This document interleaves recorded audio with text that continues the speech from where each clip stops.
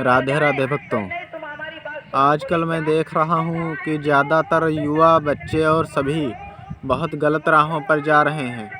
खासकर लड़कियाँ तो बहुत ही अपने मनमानी ढंग की हो चुकी हैं। इसमें दोष केवल और केवल माँ बाप का है। बच्चियों को ऐसे कपड़े मत पहनाओ जो उनके लिए बुरे हैं।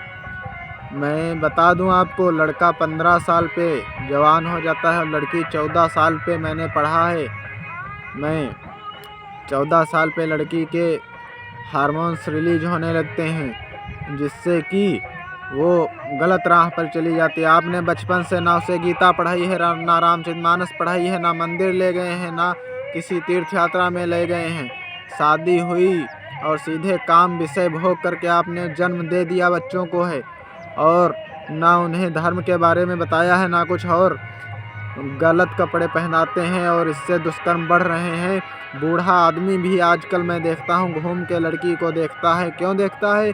क्योंकि लड़की का पहनावा ऐसा है, tight jeans, tight T shirt, सारे अंग ऐसे ही दिखते हैं ऊपर से कि एक 60 साल का बूढ़ा व्यक्ति भी बिना मुड़ सिर घुमाए उसे देखे बिना वो रह नहीं सकता। ये इतना बुरा जो चल रहा है, ये आप लोग सुधार लें, बच्चों को संस्कार दें, उन्हें अपने धर्म के बारे में बताएं। इतना कलयुग बढ़ रहा है, ये दुष्कर्म हो रहा है, भोगना बच्चियों को पड़ रहा है हमारी। जो आप लोग ये उन्हें शिक्षा नहीं देते हैं और मनमाने ढंग से उनको चलने की छूट दे रहे हैं। लड़कियां ऐसे ही घूम रही हैं खुला बाजार में ऐसे अपनी मनमर्जी के, तो ये बहुत गलत है। उन्हें भक्ति सिखाइए। प्राचीन समय में स्त्रियां कितने पर्दे में रहती थीं, ये आप लोगों से छिपा नहीं है, सब जानते हैं आप लोग। और जानबूझकर आप लोग मस्ती कर रहे हैं कि शिमला जा रहे हैं, मनाली जा रहे हैं, खूब मस्ती कर रहे हो। माँ भी बाप भी उसी टी शर्ट और जीन्स पहने, माँ 4 बच्चों की माँ भी टी शर्ट पहन के जीन्स पहन के घूम रही है। ये तरीका भक्तों सही नहीं है। आप अपने धर्म की संस्कृति की ओर लौटिए। आप हिंदुस्तानी हैं, आप फॉरेनर नहीं हैं।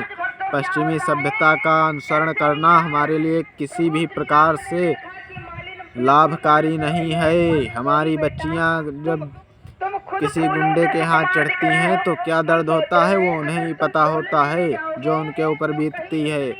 वो ऐसे घूमती हैं, उनका कारण माँ बाप हैं। आप लोग उन्हें सही पहनावा पहनाइए।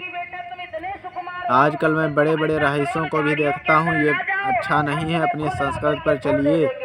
जिस तरीके से आजकल हो रहा है, जैसे लड़कियां पहनती हैं ऐसे तो लड़कों को तो नंगे घूमना चाहिए। लड़कियों का सबसे बड़ा आभूषण क्या है? लड़कियों का लाज सबसे बड़ा आभूषण है, उनकी शर्म, उनका हया सबसे बड़ी उनकी आभूषण है। और वो बेशर्म से पहनकर कपड़े घूम रही, नज़रें नहीं मिला पा रही, और नज़रें मिलाती भी हैं। इतनी इतनी आजकल दृढ़ हो गई हैं अपनी गलत काम, और फिर भी डर नहीं, शर्म नहीं। लड़कियों का आभूषण होती है लज्जा। वो ऐसे तो लड़कों को फिर क्या कर, वो तो नंगे घूमे, उन्हें क्या फिर होता है?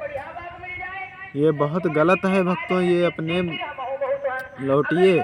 आप लोग ये मस्ती मत करिए। प्राचीन समय में देखिए, चक्रवर्ती राजा, उसके किसकी कमी थी?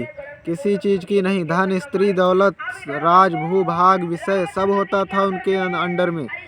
चक्रवर्ती राजा होते थे। राजा ययाति भागवत में पढ़ लीजिए। लेकिन अंत में सब छोड़कर वन को जाते थे। क्यों? क्योंकि आनंद यहाँ नहीं है। आनंद केवल भगवान के चरणों में है। करोड़ों वर्ष चले जाते थे, तपस्या करते थे। मनु महाराज और शत्रुपा सब करने के बाद अंत में सारी सृष्टि कर दी। मनु शत्रुपा से हम लोग उनकी संतान हैं। फिर चले गए थे तपस्या का, 27,000 वर्ष तक तपस्या की थी।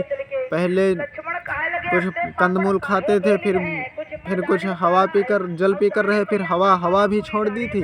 ब्रह्मा विष्णु शंकर भी आकर उन्हें तरह तरह के लोभ और सब दिए, कहा कि आप आंखें खोलें, लेकिन उन्होंने तपस्या नहीं तोड़ी जब तक श्री हरि भगवान स्वयं राम नहीं आ गए।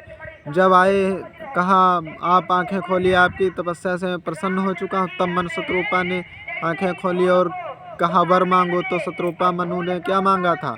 कहा था कि आप वही हमें दर्शन दीजिए जो शिव जी के हृदय में बसते हैं। धनुष और बाण धारण किए श्री रघुनाथ जी, उस रूप में आप मेरे दर्शन दीजिए और मेरे पुत्र बनिए आप। हमारी संतान चाहते हैं आपको, आप जैसी संतान। तो कहा मेरे जैसा तो कोई और है नहीं, राम जी के जैसा कोई और कहीं जगत में नहीं है, राम जी के जैसे राम ही है। तो राम जी ने कहा तथास्तु, मैं ही आऊँगा तुम्हारा पुत्र बनके। तब मनु शतरूपा ने फिर बाद में अपना जीवन निर्वाह किया था।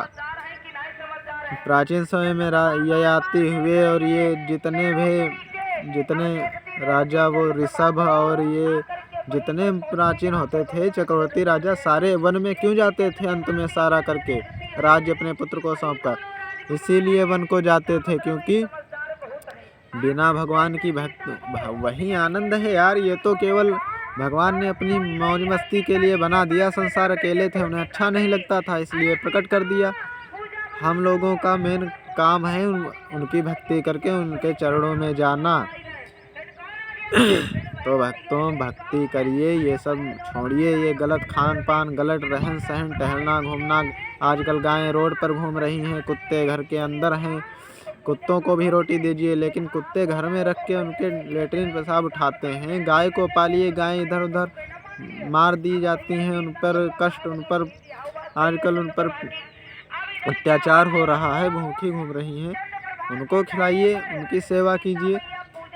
तो वीडियो ज़्यादा लंबी हो जाएगी भक्तों।